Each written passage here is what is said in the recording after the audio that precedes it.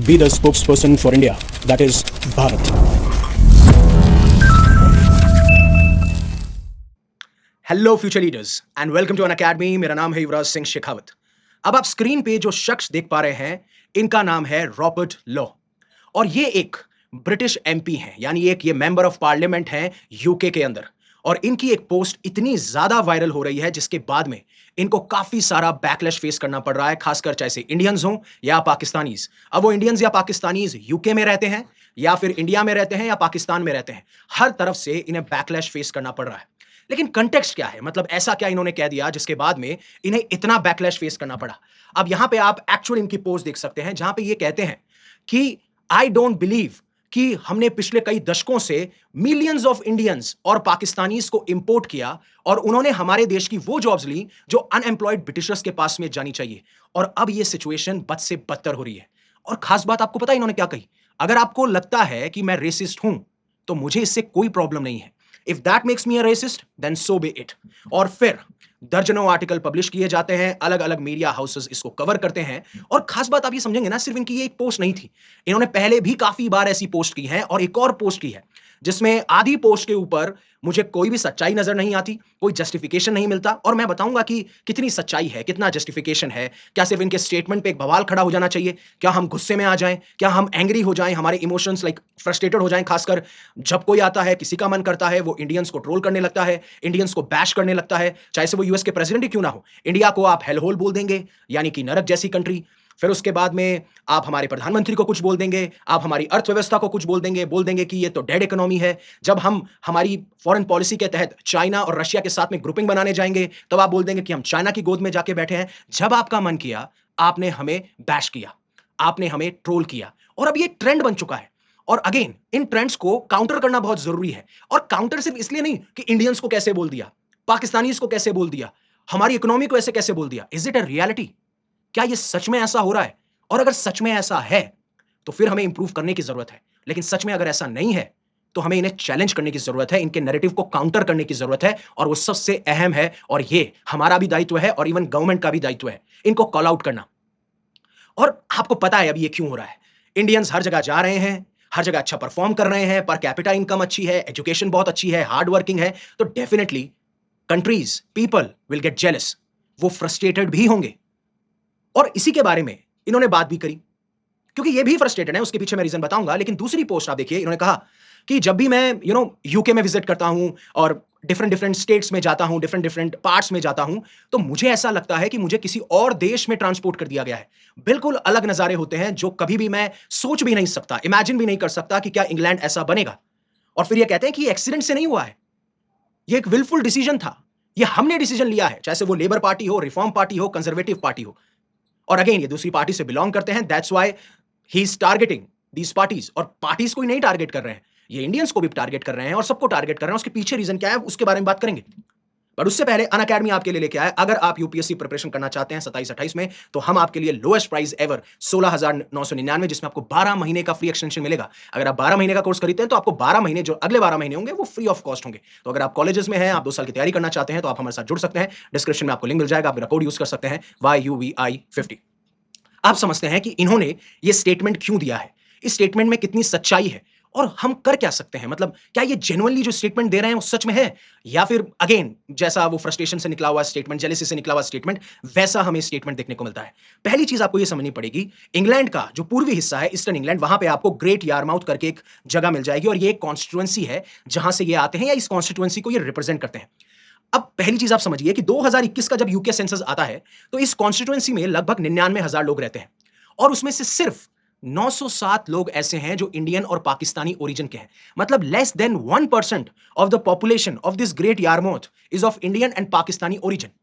तो डेटा तो बिल्कुल इनको सपोर्ट नहीं कर रहा है, फिर ये ऐसी बातें क्यों कर रहे हैं और क्यों ना हम सवाल उठाएं। मतलब आपका डेटा तो आपको बैक करना चाहिए। आप जो स्टेटमेंट दे रहे हैं, at least you are an MP और you are an educated MP, not like Indian MPs, most of the Indian MPs. तो आपको ये स्टेटमेंट तो ऑब्वियसली बात है चेक करके देना पड़ेगा। तो यहां पे ये क्यों ऐसा कर रहे हैं? क्योंकि जिस पार्टी से ये बिलोंग करते हैं, वो पार्टी जो जिससे पहले बिलोंग करते थे वो थी रिफॉर्म पार्टी। और फिर उसके बाद में इनको सस्पेंड कर दिया जाता है और सस्पेंड करने के बाद में ये दूसरी पार्टी बना लेते हैं और उस पार्टी का सबसे बड़ा स्टैंस ये है कि हम इमिग्रेशन को कैसे टैकल करें। और इनका बहुत ज्यादा हार्डलाइन स्टैंस है। मतलब एक तरीके से ये नहीं चाहते हैं कि इमिग्रेंट्स यहां आए।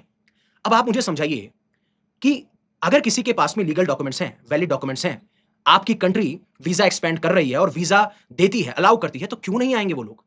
क्यों यहां आके अपनी अपॉर्चुनिटीज को एक्सप्लोर नहीं करेंगे? और जहां वो अच्छा परफॉर्म कर सकते हैं, वो क्यों नहीं करेंगे? बिल्कुल करेंगे।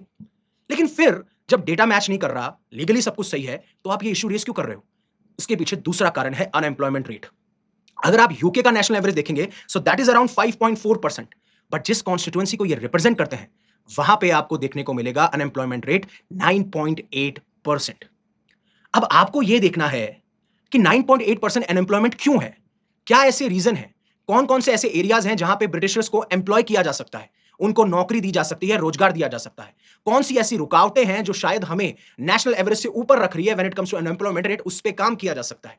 और इन्हीं चीजों पे इनको ट्रोल किया गया और इन्हीं चीजों पे इनको कहा गया और इसी के एवज में इन्होंने कहा कि जो जॉब्स अनएम्प्लॉयड ब्रिटिशर्स को मिलनी चाहिए, वो जॉब इंडियंस और पाकिस्तानीज को मिल रही हैं।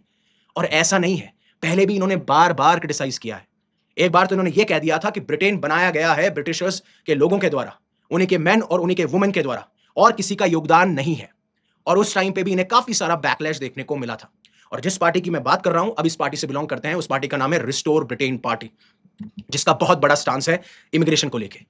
तो ये तो सारे रीजंस थे जिसकी वजह से ये स्टेटमेंट ऐसा दे रहे हैं। लेकिन क्या हमारे पास में कोई आर्गुमेंट है जिससे हम इन्हें काउंटर कर सके? और यहां तक इन्होंने एक बार ये कह दिया कि ये जो इमिग्रेशन है ना, ये कॉलोनाइजेशन है। अब ये हमें बता रहे हैं कि हम कॉलोनाइजेशन कर रहे हैं, जो खुद कॉलोनाइजेशन के बादशाह रहे हुए हैं, जिन्होंने पता नहीं कितने देशों को अपनी कॉलोनीज बनाया, कितने देशों से अपने रिसोर्सेज छीने, उनकी वेल्थ छीनी, उनका रिसोर्सेज इस्तेमाल किया और अपने आप को अपलिफ्ट किया। हमारी सोने की चिड़िया को क्या बना दिया, वो आप हमसे बेहतर कोई नहीं जानता है। और कितने साल आपने 200 साल हमारे ऊपर राज किया। इसलिए दादा भाई नौरोजी ने ड्रेन ऑफ वेल्थ के बारे में बात किया, poverty un British rule in India के बारे में बात किया। क्यों? क्योंकि आप हमारी सैलरीज, हमारे पैसे, हमारे रिसोर्सेज, हमारी इंडस्ट्रीज सबको तबाह कर चुके थे। तो शायद आप आते नहीं, तो हो सकता है, और हो सकता है क्या है, एब्सोल्युटली होता कि हमारे पास में आज रिसोर्सेज बहुत सारे होते। तो पहला आर्गुमेंट यह है कि कॉलोनाइजेशन आपको पता होना चाहिए कि एक्चुअली में क्या है। दूसरा, आप मुझे यह बताइए, जब आज के टाइम पे ग्लोबलाइजेशन है, जब हर एक कंट्री आपस में कनेक्टेड है, या तो कहीं पे ट्रेड हो रहा है, कहीं पे डिफेंस डील हो रही है, कहीं पे गुड्स इंपोर्ट किए जा रहे हैं, एक्सपोर्ट किए जा रहे हैं, सर्विसेज हो रही है, आइडियाज का फ्लो हो रहा है, तो इट इज नेसेसरी और ये पार्ट है। अगर आपके यहां पे स्किल्ड इंडिविजुअल्स की जरूरत है और हम उस जरूरत को फुलफिल कर सकते हैं, और ग्लोबलाइजेशन में जब इकोनॉमीज इंटरकनेक्टेड हैं, आपस में जुड़ी हुई हैं, तो क्यों नहीं? बिल्कुल होगा ही। और यही चीज देखने को मिलती है। और आपकी कंपनीज क्या अर्न नहीं करती बिलियंस ऑफ डॉलर्स हमारे मार्केट से? क्या हमारे मार्केट को आप एक्सप्लोर नहीं करना चाहते? तो जहां पे हमें नीड दिख रही है, हम उसको एक्सप्लॉइट कर रहे हैं या एक्सप्लोर कर रहे हैं। आपको जहां नीड दिख रही है, आप वहां एक्सप्लोर कर रहे हैं। तो ये जो वन साइडेड हिपोक्रेसी है, या ये जो बात आप हमेशा से करते हुए आए हैं, जिनका कोई सर पैर नहीं है और कोई आर्गुमेंट आपके पास नहीं है, तो ऑब्वियस सी बात है, सवाल खड़े होते हैं। फिर अब आप ये समझिए, ब्रिटिशर्स वीजा को एक्सपेंड करते हैं क्यों? क्योंकि उनके पास में ऐसे सेक्टर्स हैं जहां पे इनके पास में वो लोग ही नहीं है जो या तो जॉब करना चाहते हैं उन सेक्टर्स में, या फिर उनके पास में वो स्किल ही नहीं है जो इस जॉब के लिए रिक्वायरमेंट है। और इसी लेबर शॉर्टेज को कौन पूरा कर रहा है? यही सारे इमिग्रेंट्स और लीगल इमिग्रेंट्स। अगर इलीगल इमिग्रेंट्स हैं, तो आपके पास में हर एक राइट है कि जहां से भी वो इलीगल इमिग्रेंट्स आते हैं, आप उस कंट्री से कांटेक्ट कीजिए, डिटेंशन सेंटर बनाइए, जो भी फॉर्मेलिटीज करनी है वो कीजिए, एंड उनको डिपोर्ट कीजिए। लेकिन लीगल होने के बावजूद आप एक्सपेंड कर रहे हैं वीजा, आपकी खुद की डिमांड है, आपकी खुद की इकोनॉमी हमारे लोगों पर डिपेंड करती है, तो then you can not challenge us, then you can not question us. और ये चीज university of Oxford migration observatory की रिपोर्ट में साफ-साफ ये शो की गई है कि ज्यादातर माइग्रेंट वर्कर्स उन्हीं सेक्टर में एम्प्लॉय किए गए हैं जहां पे ब्रिटिशर्स लेबर शॉर्टेज को फेस करते हैं, चाहे से हेल्थ केयर हो, नर्सिंग हो, सोशल केयर हो, एल्डरली केयर सर्विसेज हो, क्योंकि इन्हें ब्रिटिशर्स मिलते ही नहीं है इन सेक्टर्स में रिक्रूट करने के लिए। और फिर टैक्स पेयर का आर्गुमेंट दिया जाता है। आप जब ये बोल रहे हैं कि ब्रिटिशर्स ने बनाई है, ब्रिटिशर्स के द्वारा बनी गई है, तो आप ये समझिए, एक तो आपने कॉलोनियल जो हिस्ट्री है, जो आपने हमें कॉलोनीज बनाए, जो हमारे रिसोर्सेज लिए, वो कहीं ना कहीं कंट्रीब्यूट करते हैं डायरेक्टली इनडायरेक्टली। हमारे जितने भी माइग्रेंट वर्कर्स हैं, किसी भी देश से आते हों, वो आपको टैक्स का पैसा पे करते हैं, आपके कंट्रीब्यूशन में हाथ देते हैं, आपकी इकोनॉमी में कंट्रीब्यूट करते हैं, और बिजनेसेस और जॉब्स भी क्रिएट करते हैं, जिससे ये साइकिल चला जाए। तो अगर आपका ये कहना है कि सिर्फ ब्रिटेन या यूके सिर्फ वहां के लोगों से बना है, तो it's not right, it's absolutely not right. इसमें काफी सारे इमिग्रेंट वर्कर्स का बहुत बड़ा हाथ है। लेकिन जो इनकी दूसरी पोस्ट है ना, मैं उससे काफी हद तक सहमत करता हूं, जिसके बारे में यूएस ने भी कहा था कि यूरोप की कल्चरल आइडेंटिटी चेंज हो रही है। यूरोप उस कल्चरल आइडेंटिटी को भूलता जा रहा है, और बार बार जिस तरीके से, खासकर इसके पीछे रीजन है इस्लामाइजेशन ऑफ यूके, या इस्लामिफिकेशन ऑफ यूके या ब्रिटेन। और इस चीज के बारे में मेंशन भी किया कि काफी सारे ऐसे मेन हैं जो 2, 3, 4 वुमेन के साथ में घूमते हैं, जो बुरकाज में होती है। ये कोई नॉर्मल नहीं है, आई हेट इट, ये इनके पॉइंट ऑफ व्यू है। काफी सारी आप स्ट्रीट्स में देखेंगे तो जहां पे पहले ब्रिटिशर्स बिजनेसेस चलाए जाते थे, उनको वहां से हटा के इन्होंने टेक ओवर कर लिया है। वहां पे हमारी जो वुमन है वो कंफर्टेबल फील नहीं करती, सेफ फील नहीं करती। और अब ये डेमोग्राफिक रियलिटी बहुत ज्यादा हिट कर रही है। इनके बहुत ज्यादा बच्चे हैं, टैक्स पेयर्स के एक्सपेंस पे ये पल रहे हैं, और ये फैक्ट है। बट क्या एक्चुअली में ये फैक्ट है? तो आप देखेंगे, मैंने पहले भी बताया है, बहुत सारे आर्टिकल्स पब्लिश किए गए हैं। यूएस ने भी इसके बारे में ऑब्जेक्शन रेज किया है। इवन यूरोपियन कंट्रीज को भी पता है किस तरीके से इस्लामाइजेशन हो रहा है ब्रिटेन का, और कैसे एक चैलेंज क्रिएट होता है इस्लाम का यूके के अंदर। यहां तक यह बात की गई थी कि अगर यूके का पॉलिटिकल और कल्चरल एलीट अपने आप को डिफेंड नहीं करेगा, अगर उन्हें पता नहीं है कि ब्रिटिश का मतलब क्या है, तो नेशन सेक्रीफाइस कर देगा अपनी औरतों की सेफ्टी को, जो वहां पे जूस रह रहे हैं उनकी सिक्योरिटी को, और खुद के ही principle freedom of speech and expression की वजह से जो आज ये हालत बनी है, वही इनके पास में नहीं बचेगा। और आप जाके देखिएगा, हर जगह आपको ये आर्टिकल मिल जाएंगे कि इसमें कोई डाउट नहीं है कि Islam poses a challenge to Christians living in the UK. और अब धीरे धीरे ये बहुत बड़ा चैलेंज बनता जा रहा है और इन्फ्लुएंशियल होता जा रहा है, और हमें इस पर रिस्पॉन्ड करना पड़ेगा। अब आप तो ये बात करेंगे कि सर, अगर मान लीजिए कोई भी मुस्लिम वहां रहता है और वो लीगल डॉक्यूमेंट्स उसके पास में, तो क्या प्रॉब्लम? बिल्कुल कोई प्रॉब्लम नहीं है। कितने बच्चे वो पैदा करे उससे कोई प्रॉब्लम है? बिल्कुल कोई प्रॉब्लम नहीं है। वो कितना कमाए कितना नहीं कमाए उससे कोई प्रॉब्लम है? बिल्कुल प्रॉब्लम नहीं है। बट अगर वही चीज आपके डेमोग्राफिक डिविडेंड को हिट करने लगे, आपकी वुमन की सेफ्टी को हिट करने लगे, आपकी कल्चरल आइडेंटिटी को हिट करने लगे, then it is a problem, right? फिर तो वही बात हो गई कि मेरे घर में कोई भी आएगा और मेरे घर के जो रिसोर्सेज हैं वो खत्म हो जाएं, अगर लीगली हैं मुझे कोई प्रॉब्लम नहीं है। बट मान लीजिए मेरी एक कल्चरल आइडेंटिटी है, मेरा घर है, खत्म हो गया, मेरे घर में आपको जो लोग थे वो है ही नहीं, उनका जो ओहदा था वो है ही नहीं, तो then it doesn't make sense. और इसके पीछे रीजन क्या है?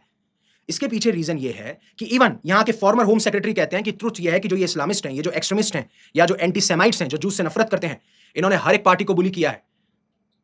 इन सारी चीजों के लिए ये रिस्पॉन्सिबल रहे हैं, और देयर इज अ क्राइसिस, और फाइट बैक होना चाहिए विद अर्जेंसी। और ये आप रिपोर्ट में देखिए ना कि कैसे इनकी पॉपुलेशन बाय वन इंक्रीज करती जा रही। तो पॉपुलेशन से क्या प्रॉब्लम है सर? बिल्कुल कोई प्रॉब्लम नहीं है। बट अगर जहां आप रह रहे हैं उन्हीं की कल्चरल आइडेंटिटी को आप इरेज करने की कोशिश करोगे, आप उन्हीं को सेफ फील नहीं कराओगे, जिन्होंने आपको घर दिया, जिन्होंने आपको जगह दी, आप उन्हीं के अगेंस्ट अगर जाओगे, तो then it is a big problematic. आपका इंटीग्रेशन देखने को नहीं मिलता, आप उन सोसाइटीज में मिंगल नहीं करते। खासकर इंडियन कम्युनिटीज के लिए ये सबसे अच्छी चीज होती है। आप कहीं पे भी चले जाइए, इंडियन कम्युनिटीज मिंगल करते हैं, फेस्टिवल सेलिब्रेट करते हैं, जिस देश में रह रहे हैं उनके भी फेस्टिवल को सेलिब्रेट किया जाता है, एक्सेप्ट किया जाता है, और कोई भी टारगेट नहीं बनता, कन्विक्शन रेट नहीं होता, जुर्म में इतना इन्वॉल्व नहीं होते।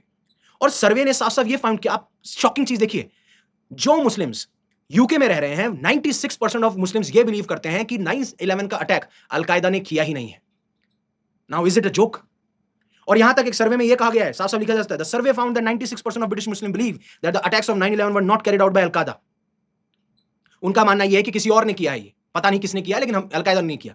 अब आप एक टेररिस्ट ग्रुप को सपोर्ट कर रहे हैं। दूसरा, एक सर्वे में 2015 में एक सर्वे होता है, 2015 का सर्वे है ये, नॉट 2026, ये नंबर बढ़ चुका होगा। उन्होंने कहा कि 7% of Muslim support the idea कि हमें यूके को एक इस्लामिक स्टेट बनाना है। And then there was article in Middle East Forum that England could become an Islamic state with nuclear weapons. और ये कब हुआ? जब इंग्लिश गवर्नमेंट ने ऑफस्टेड, एक बॉडी है जो पब्लिक स्कूल्स को इंस्पेक्ट करती है, उसके हेड बनाए गए हामिद पटेल, जो खुद एक मुफ्ती हैं, और ये पहले ब्लैकपूल में एक स्कूल थी, उसके हेडमास्टर थे। और ये पहले ऐसे इंडिविजुअल थे कि जिन्होंने कंट्री में पहली बार ये कहा कि जो हमारे यहाँ के बच्चे हैं वो हिजाब पहन सकते हैं, वो कुरान रिसाइट कर सकते हैं, वो कोई भी ऐसी स्टेशनरी कैरी नहीं करेंगे जिसमें कोई इस्लामिक इमेजेस ना हो। Now what is the meaning of it? और अगर आपको पब्लिक स्कूल्स का इंस्पेक्ट करने की एक ऐसी बॉडी है, उसका हेड बना दिया जाए, तो what will happen when you are the headmaster of the Blackpool school as well? और ये सारे सवाल खड़े करते हैं और चिंता का विषय बनते हैं किसी भी देश के लिए। इसीलिए ये जो आउटबर्स्ट है ये एकदम से नहीं होता है। लेकिन क्या ये जो कहा गया है सब कुछ बातें सही हैं? जो पहले कही गई इंडियंस को लेके, पाकिस्तानीज को लेके, इमिग्रेंट्स को लेके, पैसे कमा रहे हैं, लेबर, नहीं, बिल्कुल सही नहीं है। लेकिन क्या इस्लामिफिकेशन नहीं हो रहा है, इस्लामाइजेशन नहीं हो रहा है, और एक्सट्रीमिस्ट क्यों है? So that is the problem. आपके क्या ओपिनियन है, आपका क्या पॉइंट ऑफ व्यू है, आप कमेंट सेक्शन में जरूर बताइएगा। और आपको अच्छा लगता है तो प्लीज लाइक कीजिए। एंड ऐसे कंटेंट के लिए, ऐसे वीडियोस के लिए जो आपके क्रिटिकल थिंकिंग को डेवलप करें, आप हमारे चैनल को सब्सक्राइब कर सकते हैं। Thank you very much for giving me your precious asset, that is your time. Stay safe, stay happy, take care. जय हिंद, जय Bharat, and always remember one thing, live in such a way that universe will be proud of you.